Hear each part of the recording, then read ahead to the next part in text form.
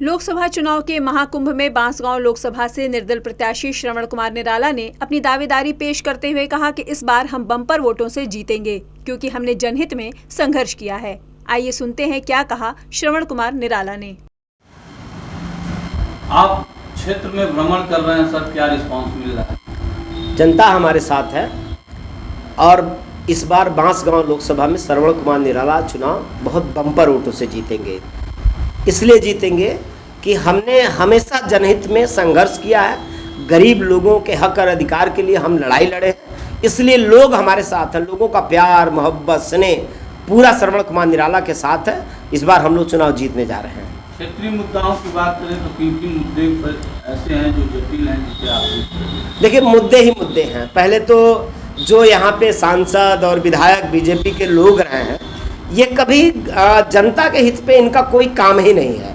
क्षेत्र में कोई इनका डेवलपमेंट का कोई काम नहीं, क्षेत्र में कोई बेहतर कॉलेज नहीं, कोई संसाधन नहीं, कोई औद्योगिक क्षेत्र नहीं, कोई औद्योगिक व्यवस्था नहीं इस क्षेत्र में बांसगांव लोकसभा में किया गया। एक तरह से कहिए कि बांसगांव लोकसभा को इन बहरूपियों ने, जो चुनावी मौसम में आते हैं, इन लोगों ने ऊसर कर दिया है। अब ये श्रवण कुमार निराला अपने कंधे पर एक जिम्मेदारी ले रहे हैं कि इस क्षेत्र को, बांसगांव लोकसभा के क्षेत्र को मैं एक नए सिरे से ताकतवर क्षेत्र बना करके उभारूंगा और क्षेत्र को चाहे रोजगार के सवाल पे मैं समृद्ध करूंगा, विकास के सवाल पे समृद्ध करूंगा, शिक्षा के सवाल पे समृद्ध करूंगा और गरीबों को हक दिला करके न्याय के लिए किसी को भटकना नहीं पड़ेगा, न्याय उनके दरवाजे पर मैं लेकर आऊँगा।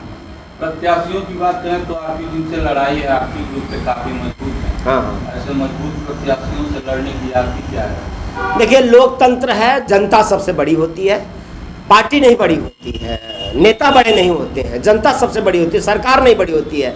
और पैसे वाले जो धनपशु हैं, धन्ना सेठ हैं, उनकी तो कोई औकात ही नहीं होती है। ये चुनाव मैं पैसे से नहीं लड़ रहा हूँ, ये चुनाव मैं जनता की ताकत के दम पे लड़ रहा हूँ। जनता मेरे साथ है, मेरा चुनाव तो लोग लड़ रहे हैं। मुझे तो लोग 100, 200, 500, जैसे मैं गांव में निकलता हूं तो हर गांव में 100, 200, 500 लोग मुझे चंदा देते हैं ला करके, निराला जी ये आपके, मेरी जो गाड़ियां चलती हैं, मेरे गाड़ियों में जो तेल डाला जाता है वो लोगों के चंदे से डाला जाता है। तो जब जनता मेरे साथ है तो पैसे वालों की क्या औकात है? पैसे वाले अगर MP MLA बनते या पैसे वाले सब कुछ चलाते तो देश के पूंजीपति इस देश के सरकारों में होते। लेकिन इस बांसगांव लोकसभा में ये जो श्रवण कुमार निराला का चुनाव है, ये निराला एक चेहरा हो सकते हैं, लेकिन ये चुनाव लोकसभा बांसगांव की गरीब जनता लड़ रही है हमारे लिए।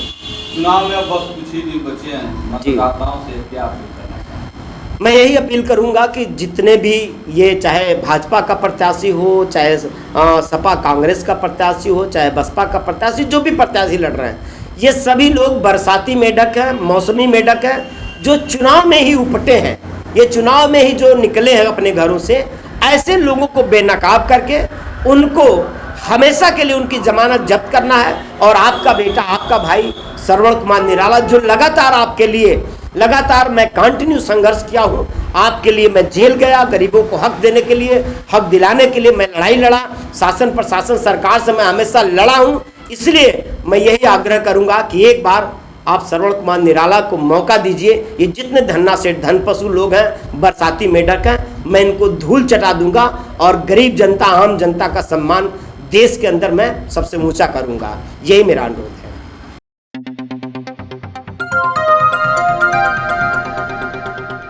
बजाओ जरा झूम के बजाओ, बजाओ बजाओ जरा झूम के बजाओ।